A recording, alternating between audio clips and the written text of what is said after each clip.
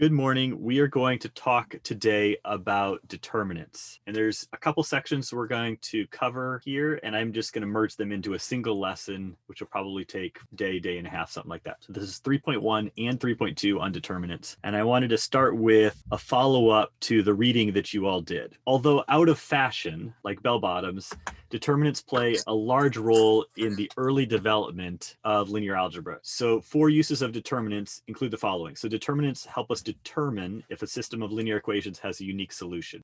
They are a mechanism to determine whether the inverse of a matrix exists, and we would have talked about that. They can be geometrically interpreted as the scaling factor of a linear transformation. So for those of you that have taken Calc 4, this bit right here, you can think of as talking about the Jacobian, which we use in when we're doing a change of variables in multiple integrals. And it's also a calculating mechanism that's used elsewhere in math to find things, cross products, the Jacobian, the Wronskian, and other places. And so it's a good thing. Yeah, it's even worth singing songs about. But the determinant at its core is a linear algebra topic that gets used elsewhere. So it was interesting to read your comments in your written assignments. And I think some of you were like, oh, we're not doing the determinant here because it's from somewhere else. No, actually, it's from linear algebra, and then it got applied to other contexts. But it really is out of fashion. So why is it out of fashion? Well, frankly, it's computationally expensive, even with modern technology. And I think we're going to talk about this at the end of this section. So basically, we can accomplish the same thing the determinant would accomplish, but do it in more efficient and more valuable ways. The main reason we still have it is because there are places where we want to use it as a calculating method, think Jacobian, Wronskian, et cetera. And then also we're going to need it in order to find eigenvalues, which in turn are used to find eigenvectors. There are other techniques for finding these things, but this is kind of the easiest to understand, easiest to apply, at least for small matrices. Questions so far? So let's actually show of hands. How many of you have done determinant somewhere along the line? I'm thinking cross product. Have people done the cross product in other classes? Awesome. Lots of yups, thumbs ups, hands raised, yes marks. Cool. So we've got a no. I do have a no. So let's remind ourselves of how this would work. I got a couple people that have not, so thank you for just speaking up.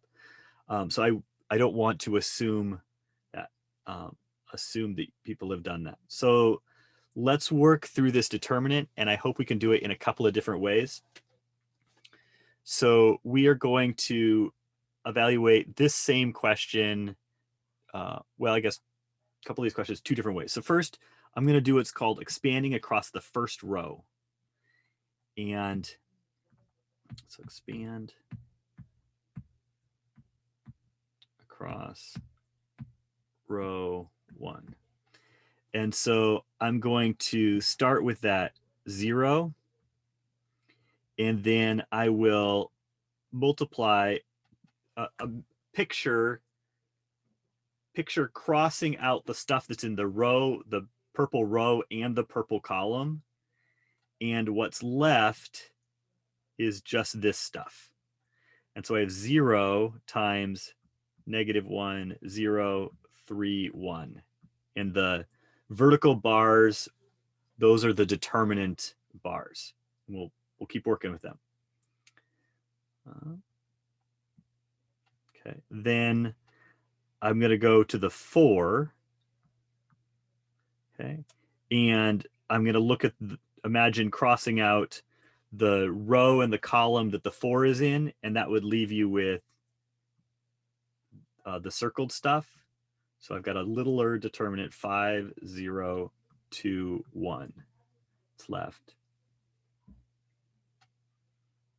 And then I'm going to go onto the 1. So then I have a 1 and cross out the the row in the column that that green 1 is in.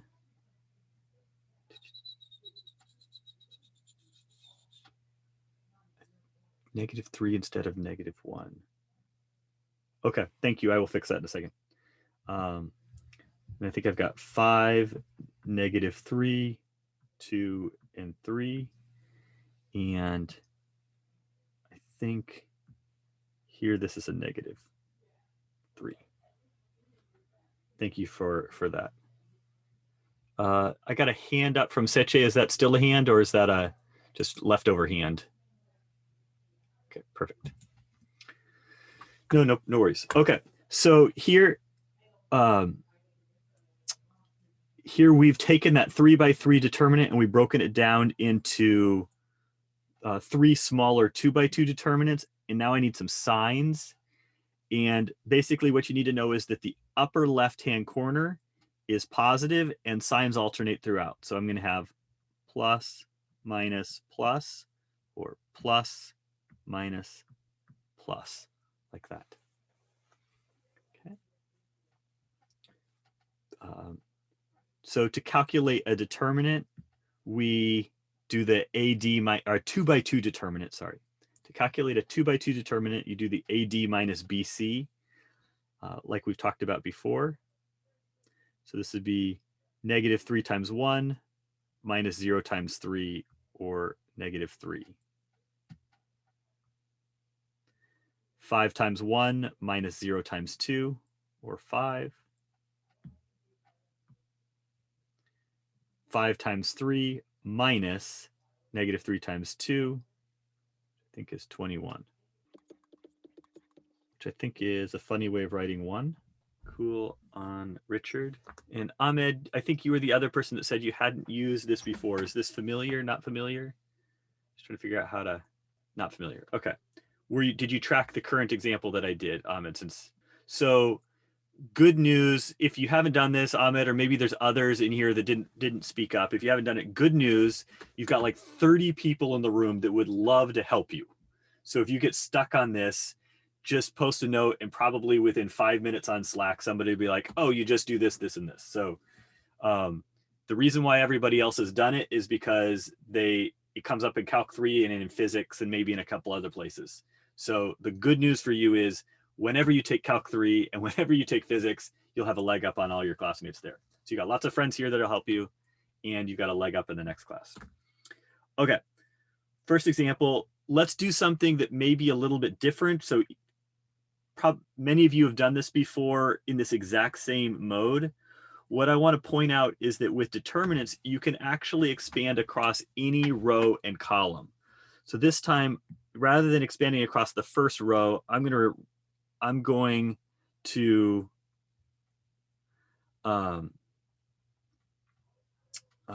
expand across the second.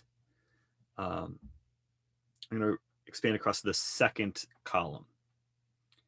Yeah. Good question, Andrew. And thank you, Felix, for answering that. So we've calculated 2x2 determinant by finding AD. So that would be like A times D minus B times C, like that. Okay. So if I want to calculate across this next column, I'm going to do the same exact process. So I'll take that 1 and then multiply it by, cover up that row, cover up that column. And what's left is 5, -3, 2, and 3, like these guys right here. Come on.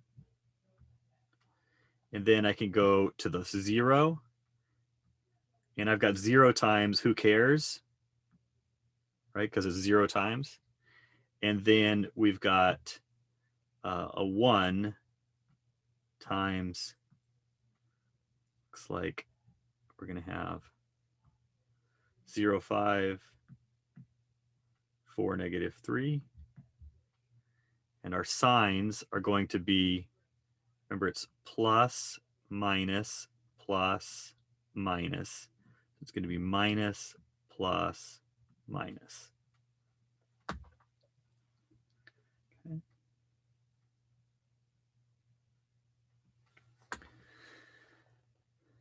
So 15 minus 6 is 21 times minus 1. Whoops. Minus 1. And then I've got minus 1 times 0 minus 20.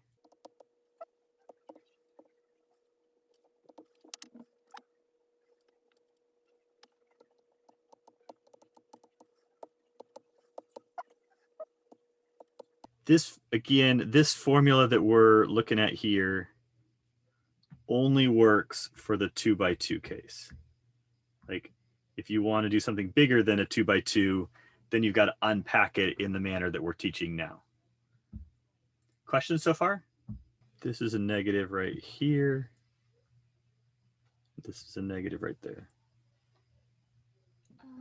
The first line that you wrote. Here? Yeah.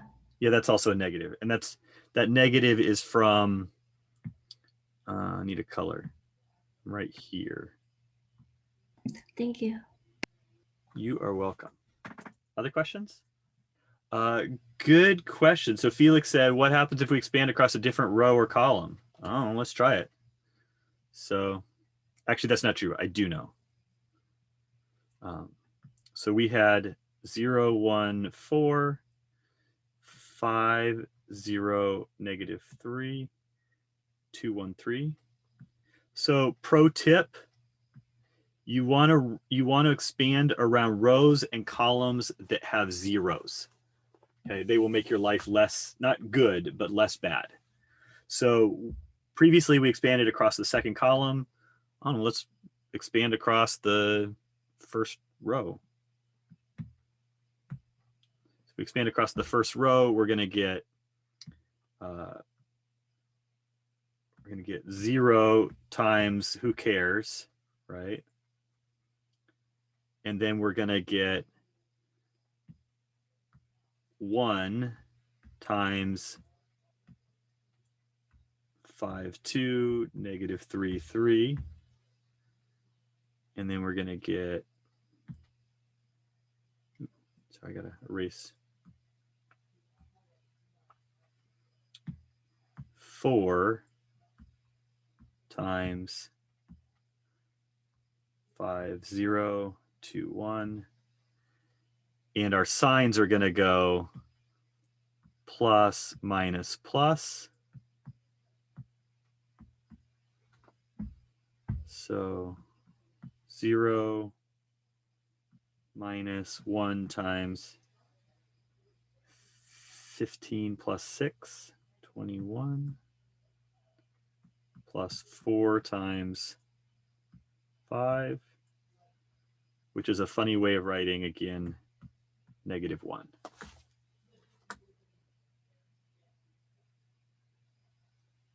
So the answer to Felix's question is that it doesn't matter what row or column you expand across. It doesn't matter the column or row. Okay. All right, keep going. I said you want to expand across rows and columns that have lots of zeros. So here's a nice example where you got lots of zeros. So this is, do you guys remember what we call this type of matrix? This would be a, what's the shape of this type of matrix?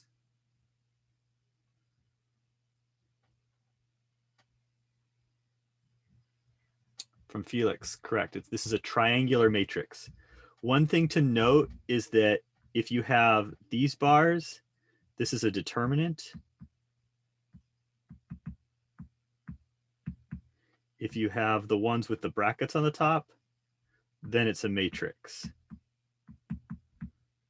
So sometimes you'll have A here, and then here you'll have determinant of A. It looks like an absolute value. But it's in this context, it's a determinant. Elijah asked the question, am I posting this video later on? That's my plan. And I did not post the one for Friday, but I should be able to post both Friday's video and this video by the end of the day today. So good question. All right, so let's look at computing the example 3 determinant. So do you want to expand across first row? Like, where do you want to expand across? Doesn't really matter to me. Okay, from Mogumi, we'll expand across, she says, last column. So expanding across the last column.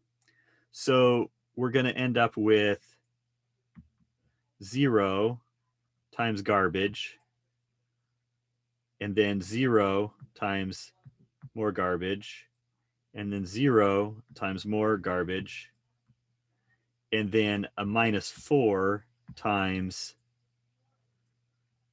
whatever's left. Let's see, -4, cover up that row and that column. What's left is all of that stuff. 1, 0, 0. Okay. And we got to check our signs. So think about your signs. You've got, start in the upper left-hand corner. So you got plus, minus, minus for the first one, plus, minus, plus. Okay. So should be pretty obvious that first 3 things are all 0. And so all we're left with is -4 times this 3 by 3 determinant. Okay. So let's focus in on that. So I've got -4 times, do you want to, we now have to do the same thing again to evaluate the 3 by 3 determinant. What row, what column do you want to expand across? So from Ryan, let's expand here across row 1. Ooh, green and green is not a good combination. Okay, so if I expand across row 1, then I'm going to end up with 1 times whatever's left, -2, 0, 6, 3. Okay. And then I'm going to end up with 0 times some more garbage, and 0 times some more garbage. And my signs are going to go plus, minus, plus. So good news, 0 times garbage is still 0. So 0 garbage, we like 0 garbage. That's a good thing, cleaned up. And then if we want to evaluate this 2 by 2 determinant, you're going to have AD minus BC, or -2 times 3 minus 0 times 6, which is just 0. So in the end, we have -4 times 1 times -2 times 3, which is a funny way of writing what? 24. 24 sounds good.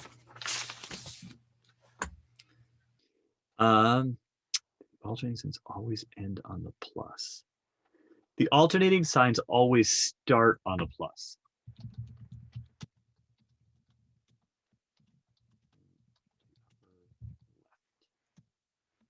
And then they alternate to wherever you go. Okay. So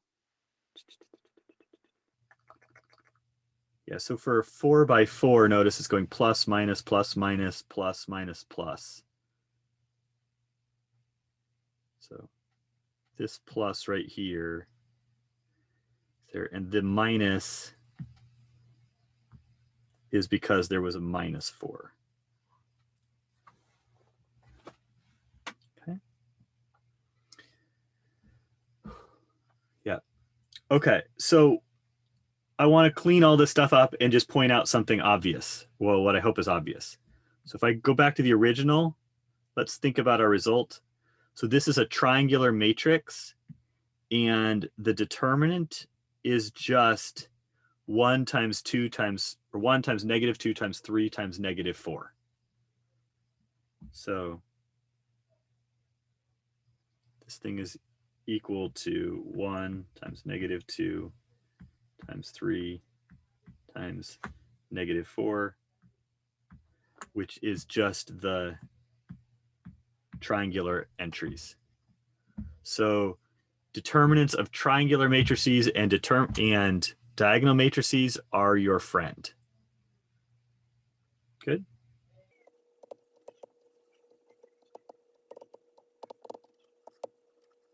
Okay. Is the zero matrix a triangular matrix? Yes, it's not a very interesting one, but it would be a triangular matrix, and so its determinant would be 0 as well. So good question, Thor. Other questions? Yeah, I have a quick question. Mm-hmm. So there, you can only do the determinants of square matrices. Correct. Is there something analogous to other matrices that we use? I don't think so. Because if the matrix wasn't square, then the types of results that you get out of a determinant wouldn't even be relevant. Like you will never have it be invertible. You will never have it, the transformation be 1-to-1 or some of those types of features. So yeah, I think the answer is no, but it's a good question.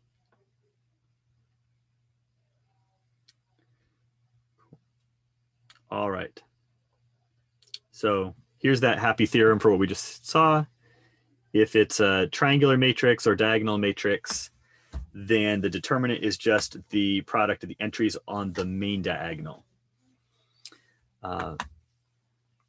Let's see. What column or row would you Thor asked, wouldn't cofactor expansion not work if it's not square? Yeah, that's also true. Yeah, like the whole algorithm wouldn't work if it wasn't square. Yeah, that's also true.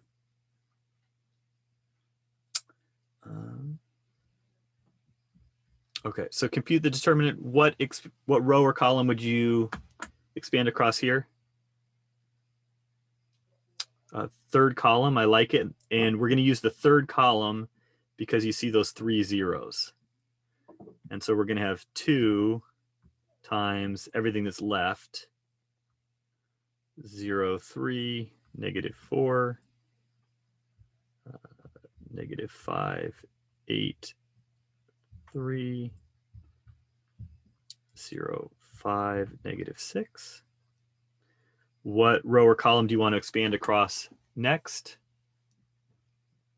Oh, wait, let's check our sign before we get too carried away. So that would be plus, minus, plus. So we're okay on our sign. And what do you want to expand across now? First column. Again, we're taking advantage of the zeros. Okay. And think about your signs. Your signs will be plus, minus, plus. So we're going to have an opposite sign here. So we have 2 times, and we'll get like a negative 5 times whatever's left. 3, negative 4, 5, negative 6. Something like that. And now it's down to a 2 by 2.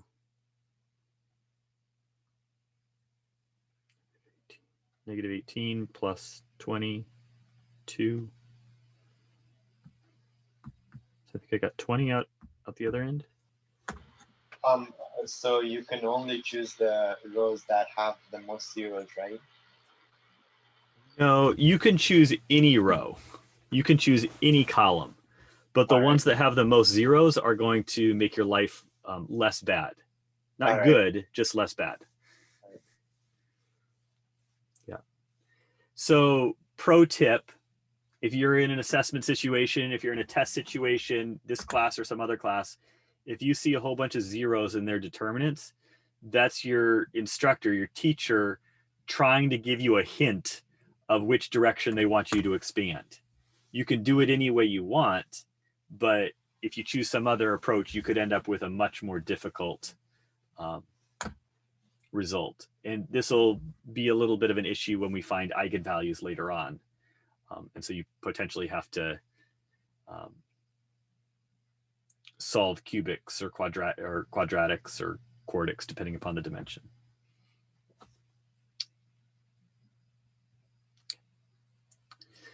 So up to this point, we haven't done this crazy cofactor expansion for finding things. What we've worked with a lot are row operations. And so you might ask, how is it that row operations, swapping rows, adding two rows together, multiplying rows by a constant, how is it that that would impact finding determinants? So that's what this next theorem says. So it says, if a multiple of one row of A, old, is added to another row to produce a matrix B, new, then the determinant doesn't change. So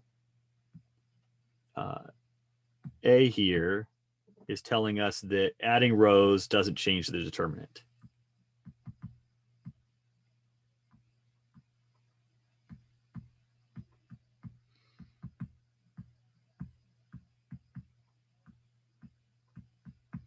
Okay.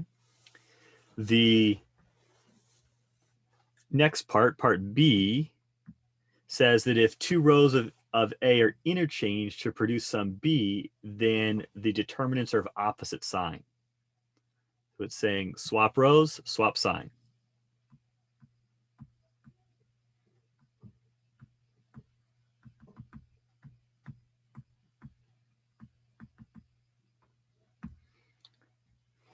And C is telling us here, if one row of A is multiplied by K to produce a new B, then the determinant of A is 1 over K, the determinant of B.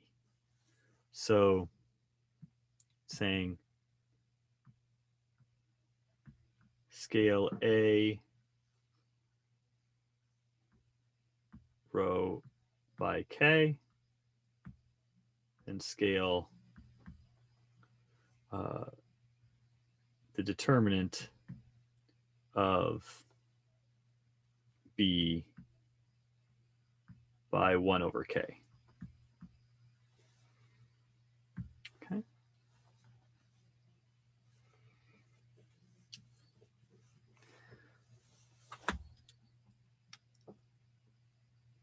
So let's see if we can try this out and see how it would work. This is a little, let me back up for a second. What we're doing here feels super awkward. It's going to feel super awkward, but it's actually, from a computer standpoint, what we're about to do is actually more efficient. So it looks harder, but from a computer standpoint, it happens faster. So that's why this is important. So find the determinant by first row reducing to echelon form. And so we're going to, or we could go to diagonal form. That'll be, I guess that's echelon form. So let's see, we could take a third of row 1 and make it our new row 1. And so this will be equal to, our new row 1 is going to be 1, 1, negative 1, 2, negative 3, negative 5, 3, 4, negative 4. Okay.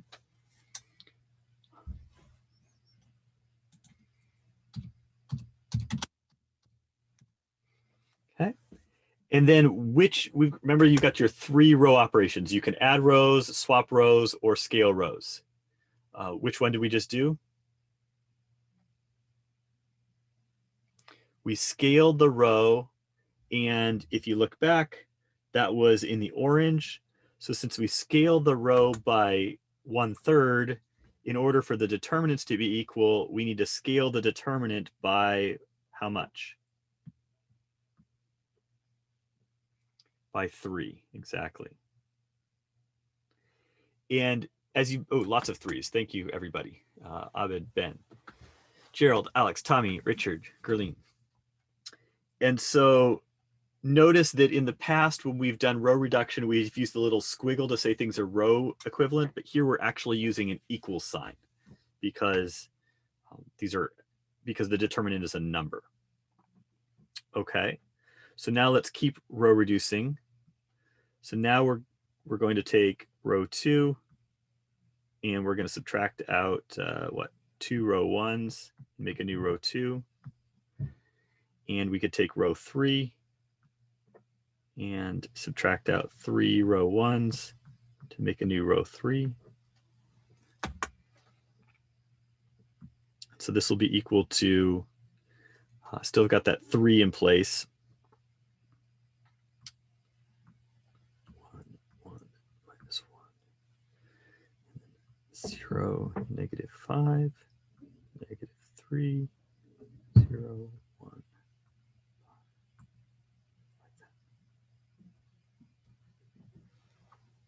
Okay. So notice that we were doing which of our operations?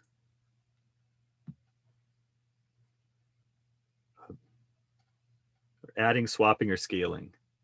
We were adding, right? So since we were adding rows, what happens to our sign? So, it's the same sign, right? No change. So I don't know if I can. So it's still going to be a 3 there. Yeah, even though we multiplied, but we have the halves, and we have the adding the -2 row 1 and the -3 row 1. That's not going to change our scaling. I'm told I have a mistake. Let's see. Row 3, -4. -4 plus 3, -1. I'm getting a -1 correction there. Agreed?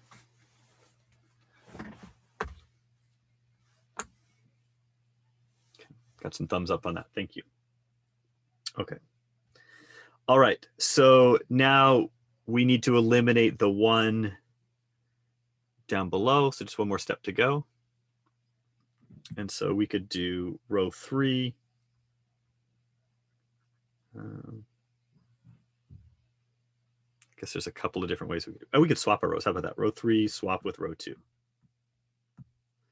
So this will give us 3 times 1, 1, -1, 0, 1, -1, 0, -5, -3.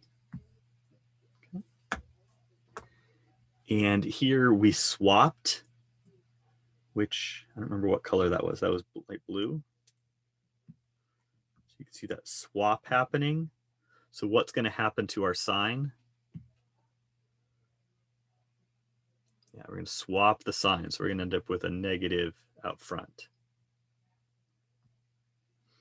Okay.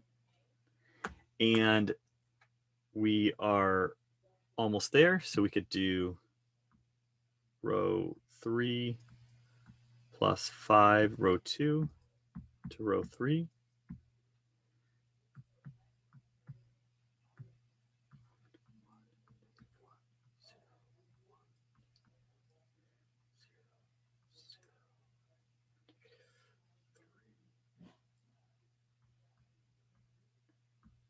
-8.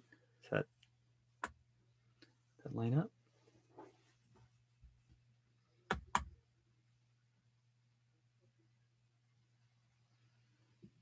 Okay.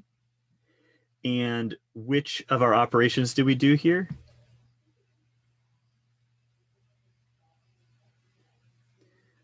added.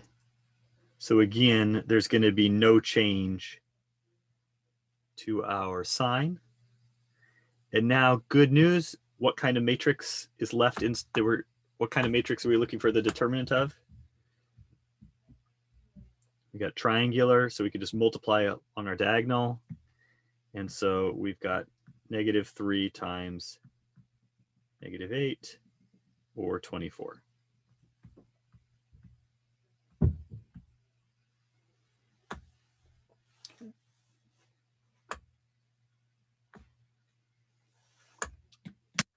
Questions about this?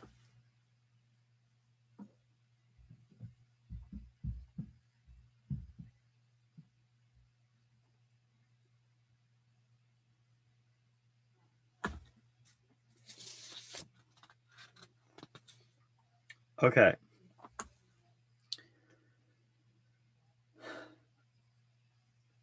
This is, let me see if I can give you a weird comment. Finding the determinants using row reduction is super, I'll look at that in a second, Gerald. Finding the row reduction finding the determinant using row reduction is super helpful and valuable for a computer. Computers are really good at it. They never make arithmetic mistakes, ever, right? And not only that, they never forget, if you program them right, they never forget that if I scale by k, then I multiply by 1 over k. If I swap my rows, then I do this. Like, they track those things perfectly. They never make mistakes.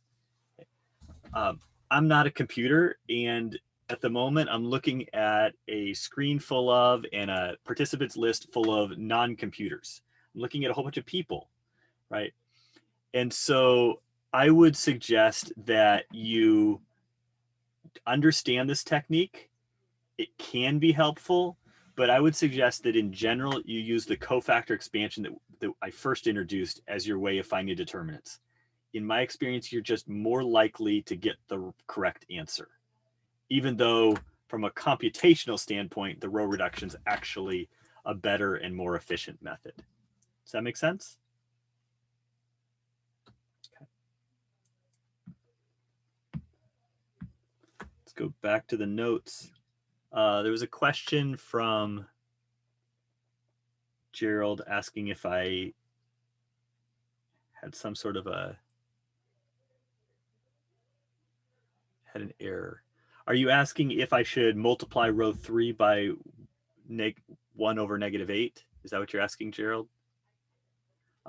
So I could multiply the last row by -1 over 8, but then I would multiply the determinant by the reciprocal of that, and so I'd end up in the same place. So as soon as you end up in a triangular form or a diagonal form, just run with it. Okay. All right. Leslie, when you swap row 3 with row 2, how did that affect the sign of number 3? Here we were plus, over here we were plus, then we did the swap, and now we're minus. Is that what you mean? Yeah. I don't know how that happened. Oh, that was the rule from up above. Oh. Yeah. If it's this rule B.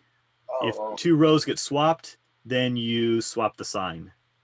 All right. Yep. Okay. I'd like to skip over the next example because it's it's very similar. It's just another one of the same. And I just want to look at this next little bit, and we'll call this an end for the day. So let's consider 2 different triangular matrices and their invertibility. The focus on triangular matrices is reasonable, as we learned in a previous section, that row operations don't impact the invertibility of matrices. So what I want to point out is that here I have all those non-zeros along the diagonal, which tells me that my determinant is not going to be 0. And this one here on the left is invertible.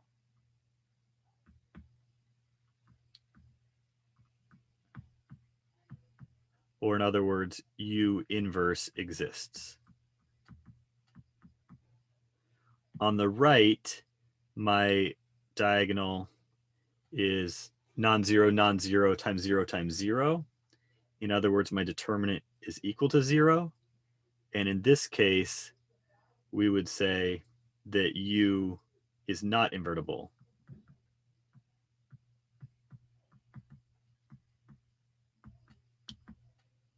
Or it's singular if you like that better. And, or in other words, U inverse does not exist. Okay. So one of the primary early uses of the determinant, and frankly, one of the ones that stuck with me as a community college student, is that the determinant tells you whether or not the inverse of the matrix exists.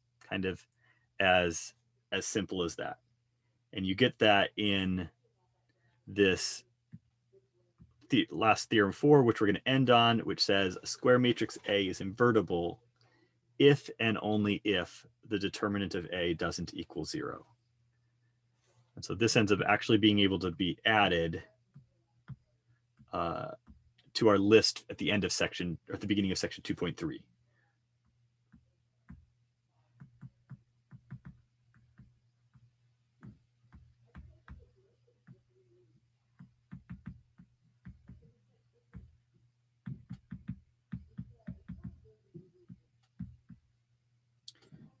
Equivalence list. Come on.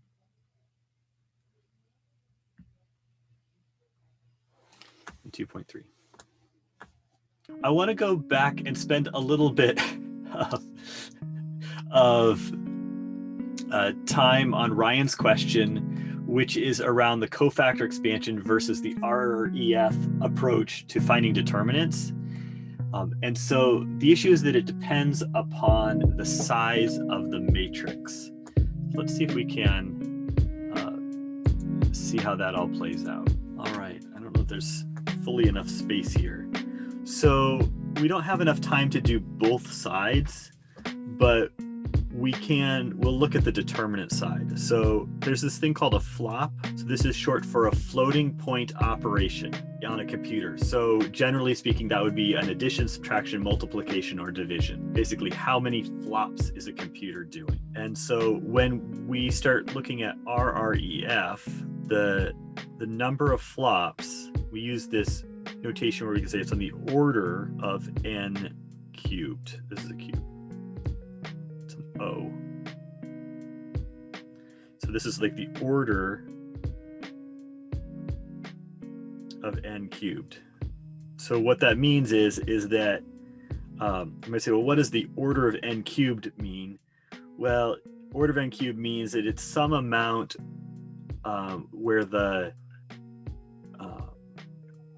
where it's like proportional to a cubic.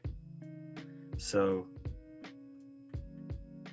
number of flops is proportional to a cubic. So you can imagine that if you had n squared is not the worst case. I looked it up today and it said cubic. So I could have looked at it wrong.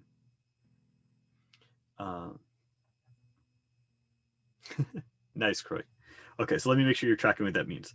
So that means if you have a 2x2 matrix, this is telling you that n equals 2. And so the flops is proportional. I think I saw, is there a symbol for proportionality? I think it's like the fish one.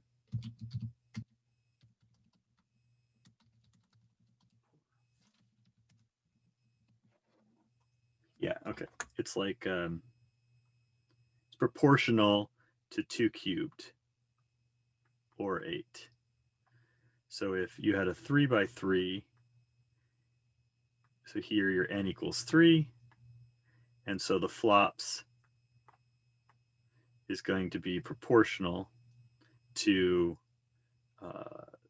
3 cubed, which would be 27, something like that. So far, so good?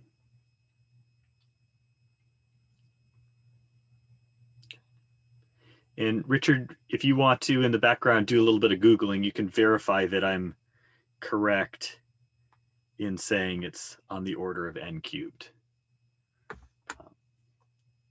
Okay, so this is for RREF. So now let's look at row reduction, and we can kind of run through it. Not row reduction, we can talk about determinants.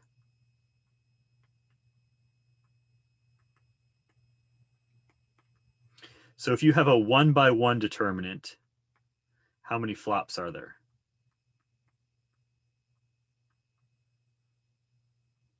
It's a pretty boring case. Should be 1 or maybe 0, I don't know. 1, 0. It's called 0, maybe 1, I don't know. If you have a 2 by 2, this one's a little easier. Okay, so you had A, B, C, D, and your determinant is going to be AD minus BC. So how many flops is that?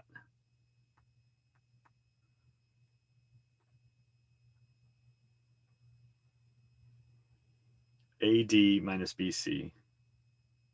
AD minus BC. So this would be 1 flop, 2 flops, 3 flops, I believe. So 3 flops. At least that's how I'm counting them. Okay. So let's go look at the 3 by 3. So if you have a 3 by 3, now we're gonna have to think a little harder. So flop is a floating point operation, something that a computer does. It's an addition, subtraction, multiplication, or division. It's like an arithmetic operation. Okay. Does that make sense, Saiche? Okay. So 3 by 3, let's think about what happens. So you're going to have some determinant like A, B, C, and then you're going to have a whole bunch of garbage. Okay. And so if we did the cofactor expansion that we were talking about yesterday, then what we would have is we would have A times a little guy determinant minus B times another little determinant plus C times a third little determinant. What are the sizes of those little determinants? So these are all 2 by 2 determinants, so they're all 3 flops, right? So each one of these is gonna count for 3. And then you have another 1, 2, 3 multiplies, and you have a subtraction and addition. So we would have 3 times 3 for the 3 little smaller determinants, plus another 3 for the multiplies, plus another 2 for the addition and subtraction, or 14 flops. Okay.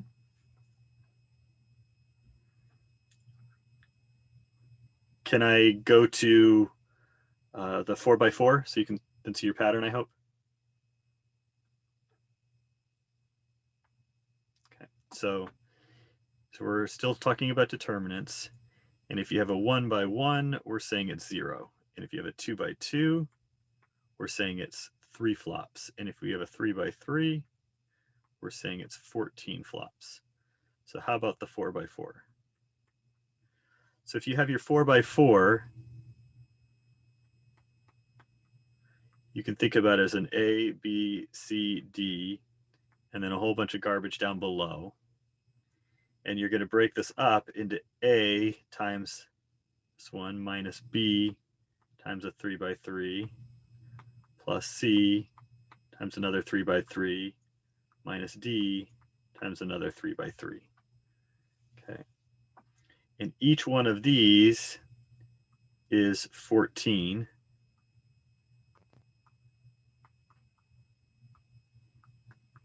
And so you're going to have 14 times 4. And then you got some more multiplies. 1, 2, 3, 4 multiplies. And then you've got 1, 2, 3 addition subtractions. And altogether, what does all that equal? Somebody have a calculator? It's starting to get to be a decent sized number. I got a 63 from Felix. Okay. Whew. Okay. So the numbers are getting really big. So let's focus in on trying to figure out a pattern here. So clear this. I got 2, 3, 4. So we got flops is 3, 14, 63. And so we want to know what's going on in 5, and we can start to see the pattern, right? This would be 5 times 63 plus 5 for the multiplies plus 4 for the addition subtractions, which is another big number. Help me out. 324. Okay. Thank you, Richard. So here's what I want to point out. I want to point out that this number here, that 3 is bigger than 2. You probably knew that. 14 is bigger than 6, but you probably knew that. 63 is bigger than 24. Okay. What am I going to compare? Ooh, sorry, this is supposed to be.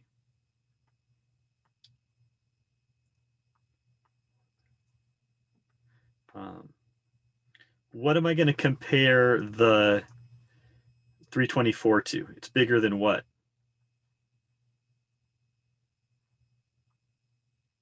120. What's the pattern, Megumi?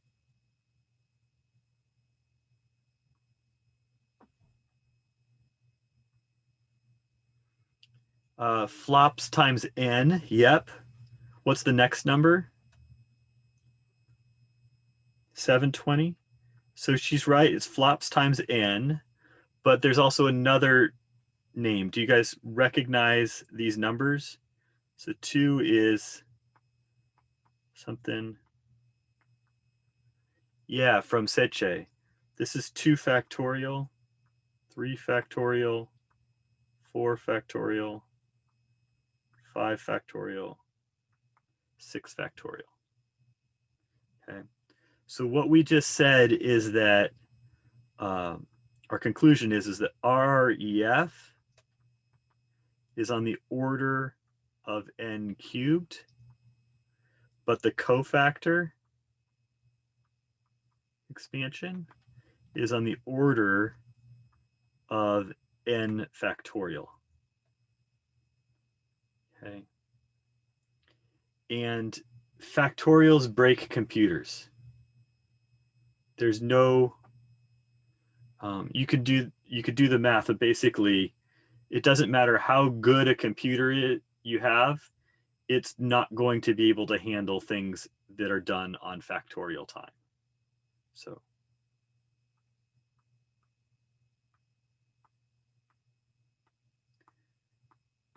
if you want a little sneak peek of this, just grab your Texan friend and just calculate 10 factorial, 20 factorial, 30 factorial, 40 factorial, and see when your calculator stops giving you answers.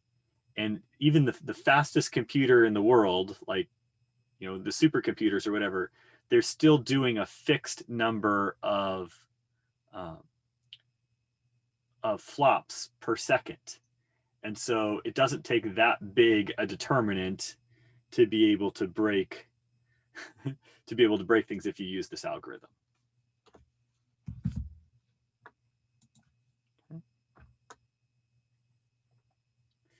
So that was a long answer to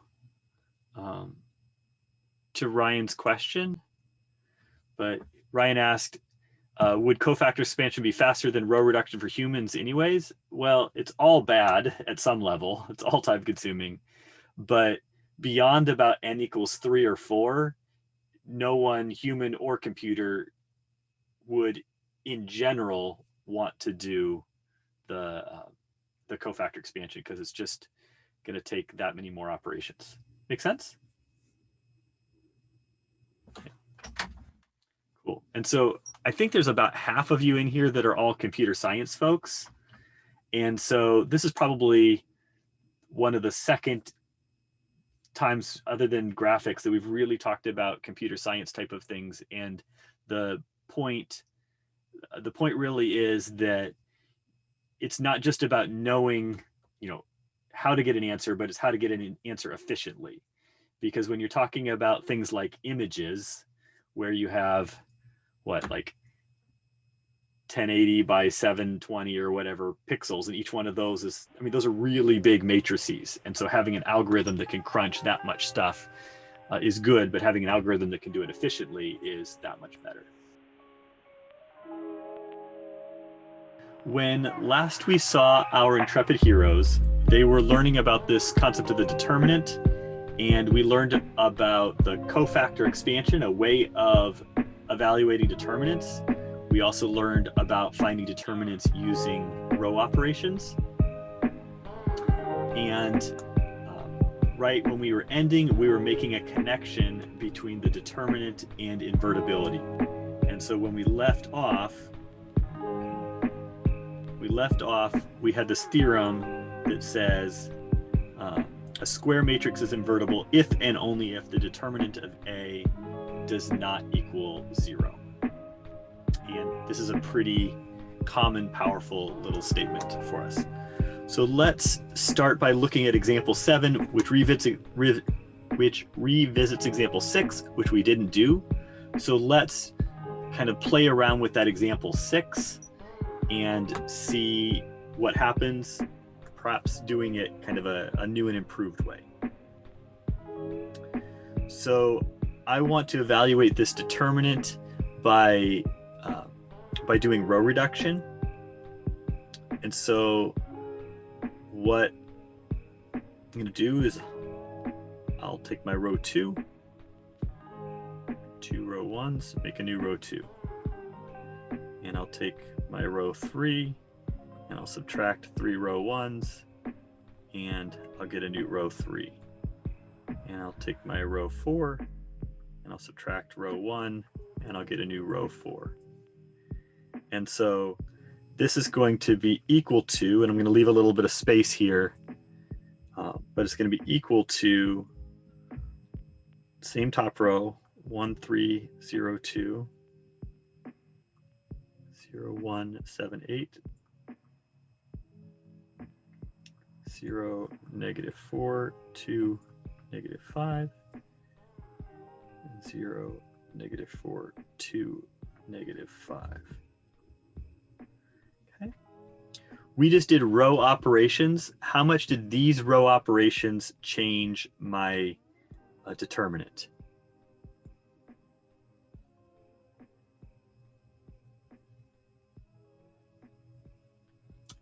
From Megumi, from Andrew, they didn't, because what we're doing is we're adding rows.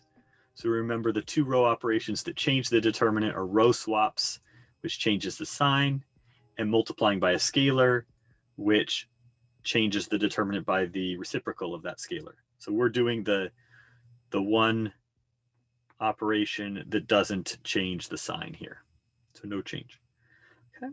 So what I want to point out at this point is that you have the same row. So since you have the same row, what could you do next as a row operation?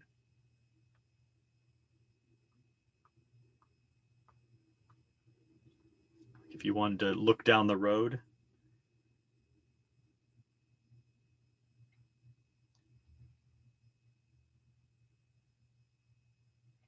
I could subtract. So if I took like row 4 and I subtracted row 3 and I made a new row 4, what would my new row 4 be?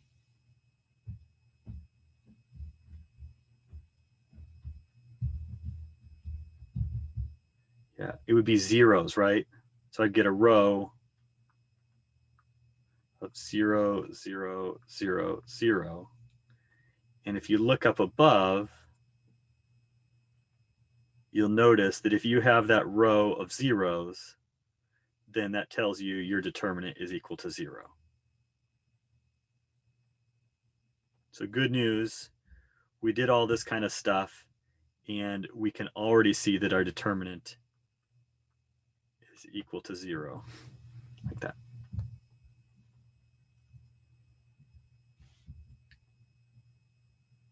Good. The question's a little contrived, so I mean, it's designed to be able to be done this quickly, but it does give you an idea of how you could sometimes, as a human, not necessarily as a computer, but as a human, you could see things that could save you some time. Questions?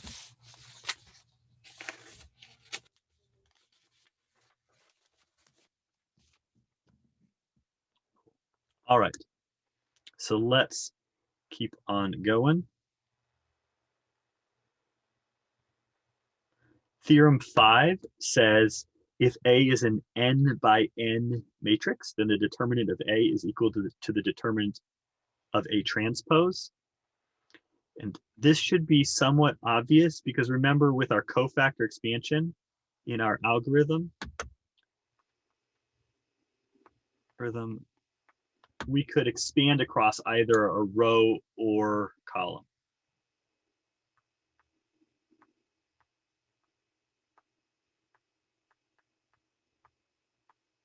Expand. Come on.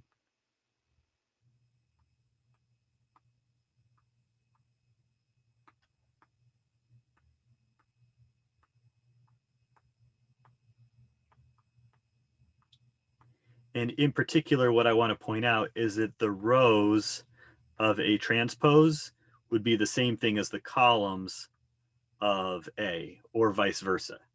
So this theorem 5 should be kind of obvious if you just remember the algorithm for finding the determinant. Keep going.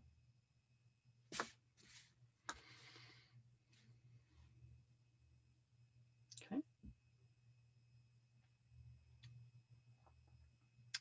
So theorem 6 is that if A and B are n by n matrices, then the determinant of AB is the determinant of A times the determinant of B.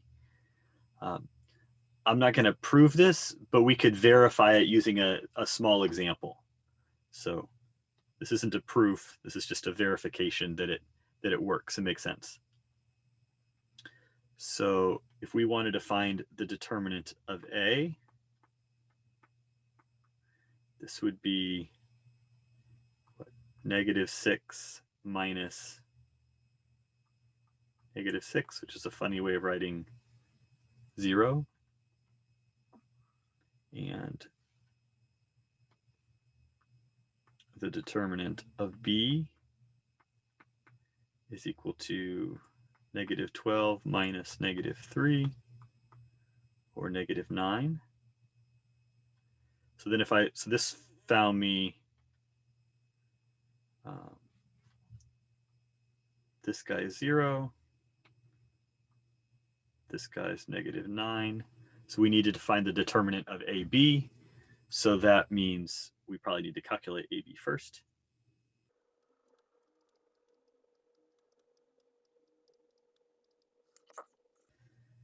-12 minus 6 is 6. 9 minus 18 minus 9 minus 4 plus 2 minus 3 plus 6. Something like that.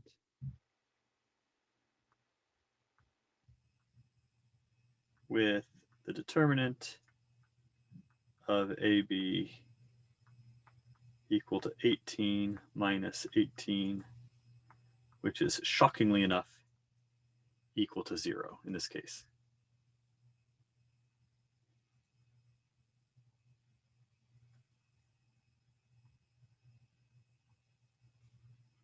Okay.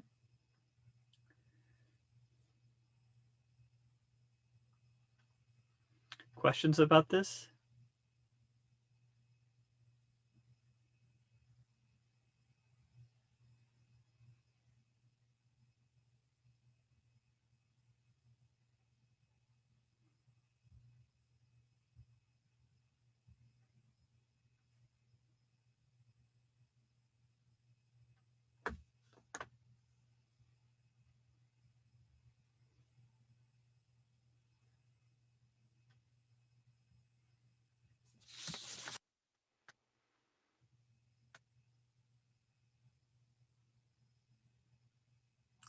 Let's briefly talk about what the determinant represents. So we've talked about how the determinant tells you if a matrix is invertible. Says matrix is invertible.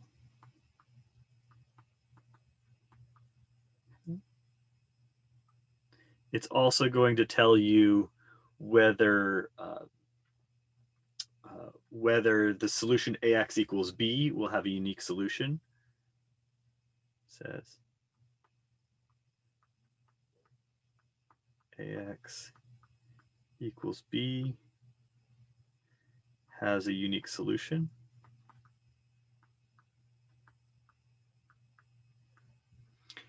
And graphically, you can think about it as it's a scaling factor.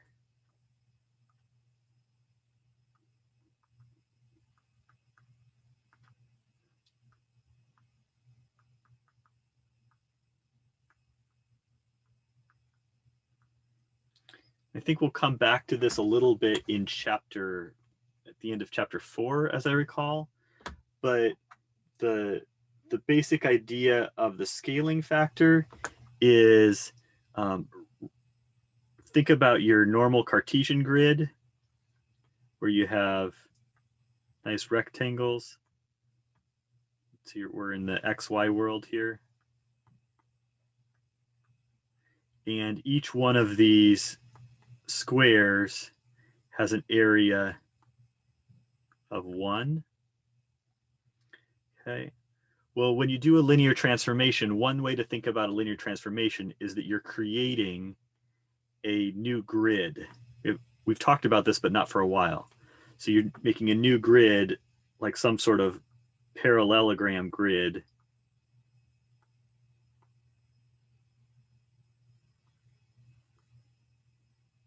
It's not perfect. And we could talk about the area of a parallelogram.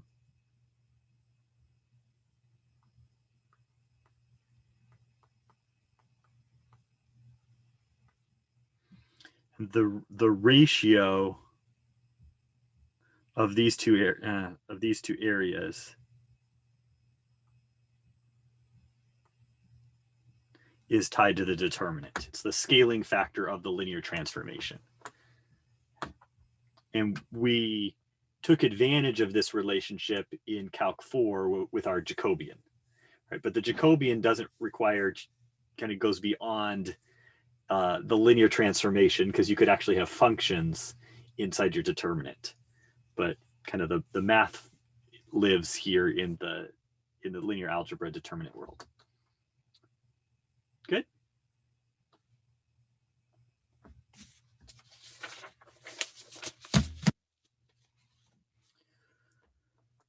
Okay.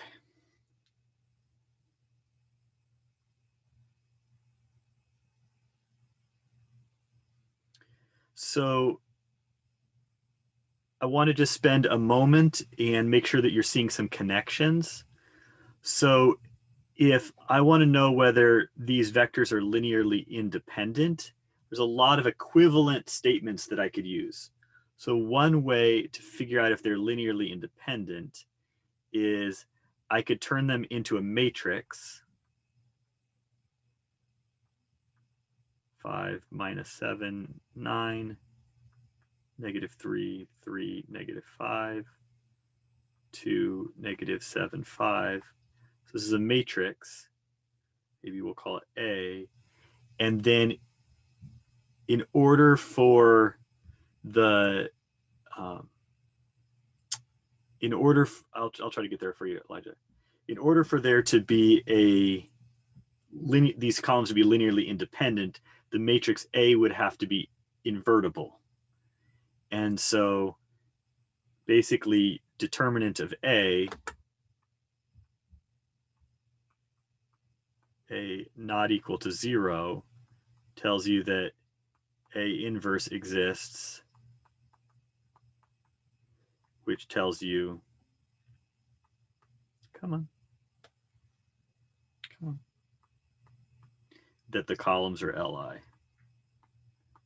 And because these were equivalency statements, these are all if and only if statements in the context of a 3x3. Okay, so that's the logic of that practice problem. And then in 3, if we want to know what's going on, if we know that a squared equals I, then this must mean that the determinant of a squared equals the determinant of I. What's the determinant of I? Determinant of I is 1, good. And the determinant of a squared would be the same thing as the determinant of A times the determinant of A. Yeah, thank you, Evan, Megumi, Gerald, Gerline. So this is saying that the determinant of A quantity squared is equal to 1. Take the square root of both sides, and you square root of 1 is 1, but you pick up a plus or minus.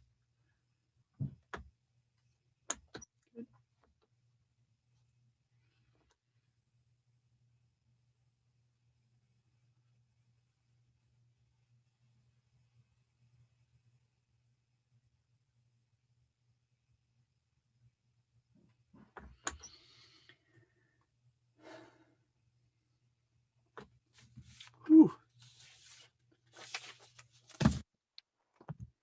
So while you don't know everything there is to know about the determinants, you have now learned everything that you need to know about determinants in order to be successful in this class.